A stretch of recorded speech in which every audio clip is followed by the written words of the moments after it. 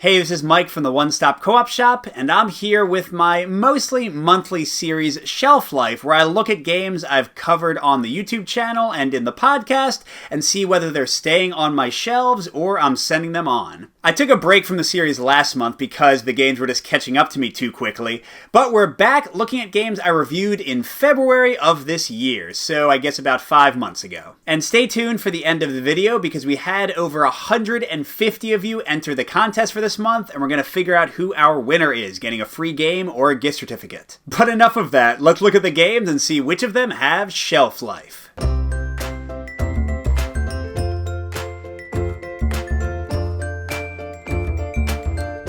The first game we're looking at is Cities Skylines, based on the computer and video game. So is this game going to make me SimCity it up for years to come? Well, it's here for now, but I'm tearing it down soon. Cities Skylines does a lot of things right. It's very accessible, you can play with or without these modules to make the rules as simple as you want, and it's got some fun combos in the cards, and it's pretty cool to manage your different resources and tracks. But nothing in the game really excites me. Some of the elements don't feel very balanced. When you play solo, it's very random and swingy, and when you play co-op, it sort of feels like you're playing a solo game, and you don't really do that much different. You could always have the cards together. So it didn't sing for me in any case. It's not a bad game, but certainly not one I need to keep on my shelves. Next is It's a Wonderful World, the tableau builder with both competitive and solo play. So is It's a Wonderful World gonna have a wonderful long life on my shelves? Sadly, no, although this was a close one. I actually really liked the solo play in It's a Wonderful World. I think figuring out what resources you're gonna produce and tying that together with the buildings you want to construct and getting all your combos together and earning points, it's a lot of fun, and it's also pretty cool and competitive, although I did find in my games that usually at least one player would just totally mess things up and fall terribly behind and have not much fun, so I do think it's better for solo for me. But here's the thing, I didn't adore it. It's not top 10 or even top 20 for me. And Colin from the channel said he was really interested in trying it, so I had to send it right over to him. So if he hadn't asked, I think I probably would have kept it. It probably would have stayed on the shelves. But it's not one I have to go out and buy a new copy of. I'm happy that it's in his house instead of mine. Next is a game patterned after the See No Evil, Hear No Evil, Speak No Evil monkeys, Team 3. Team 3 is a co-op game that we only covered on the podcast. Are you finally going to see it in video form right now? Absolutely not. Team 3 is entirely fine, and it does what it intends to do. One player can't look, one player can't talk, one player can't hear, and they have to put a series of blocks into a specific shape based on a card. But that's it. There's no variety here, there's no legs to the game, and it kind of feels more like a team-building exercise than an actual game. Although I will say it was pretty goofy when I played it with my sons in a fun way, so if you want to get it to try out with kids, I think it might be okay, but I've got better block activities to play with than Team 3. It was just kind of meh. Next is Proving Grounds, the first game in Renegade's Solo Hero series. So did this real-time dice game roll its way into my heart? A little bit, but I'm planning to ditch it soon. I enjoy a lot of what Proving Grounds has to offer. It's frantic, real-time dice play with tons of modules to change up how the game goes,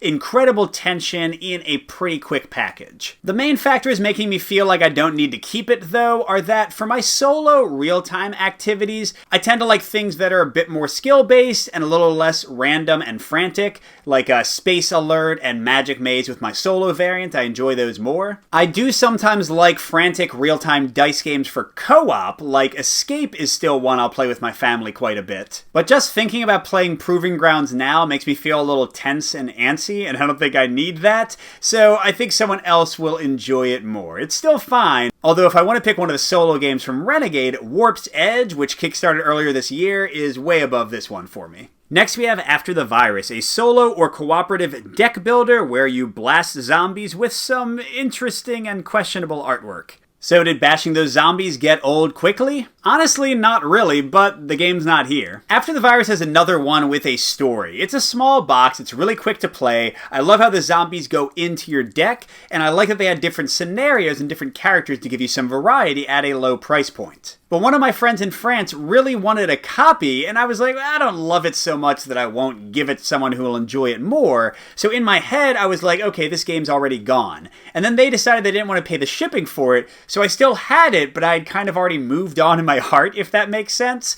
So this one actually went out to one of the winners on our Roll Olympics contest. Number 6 is Atlantis Rising 2nd Edition, the solo or cooperative game of trying to save the citizens of Atlantis before the island sinks beneath the waves. This game is one of Colin's favorites, and I did a second playthrough video with the Print and Play Medusa expansion, so does that mean I love it and would never get rid of it? Oh, it's not here. What, Mike? 6 games called in a row? Are you crazy? No, I'm just kidding. I do still have this game, but I let Peter borrow it because we're going to do a podcast episode of it soon. But no, this is absolutely staying in my collection. I said it in my review, but the one big thing you have to make peace with in Atlantis Rising is the luck of the dice and which island sections sink and potentially losing your actions for a turn. But once you get over that, the great combinations of powers for your leaders, the artifacts you can gain, the tough choices, the amazing tension of the island sinking underneath you. I always love that. The great cooperation and teamwork.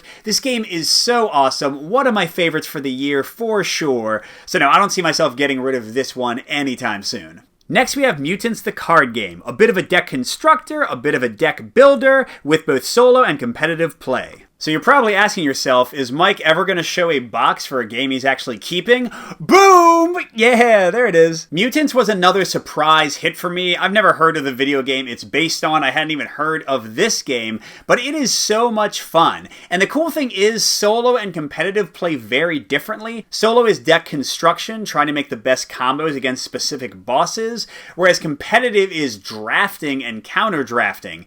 But in both cases, the tactical play, leveling up your deck, and this great give and take of fighting for victory points is so much fun. And our final game for this month is the Hoplomachus series from Chip Theory Games. So for those following along, I have 2 keeps and 5 calls. Is Hoplomachus on the chopping block? Nope, but once again, I don't have the box. Peter's borrowing it. I'll freely admit that Hoplomachus is my least favorite of the 3 big series from Chip Theory. I like Cloudspire and Too Many Bones better, but it's also much more accessible and quick to play than either of those. I could throw this down with my sons, for example, and the variety once you get all the core sets is amazing, both for solo and co-op and competitive. And to be completely honest, I've heard rumblings of new Hoplomachus content coming, and with the amazing stuff Chip Theory's been doing recently, I really want to see what they do to build this game system. Now, if it turns out that the old stuff is not cross-compatible, then I might totally ditch it and go in for the new stuff, but for now I'm hanging on just to see kind of how it all comes together. Alright, and we'll jump right into the contest. Out of over 150 entrants, we had 5 of you who perfectly predicted all of the games. Now, William Young is a Patreon patron, so he gets an extra entry. That's one of the bonuses. And Anthony Stevens said he did not want to be entered in the contest.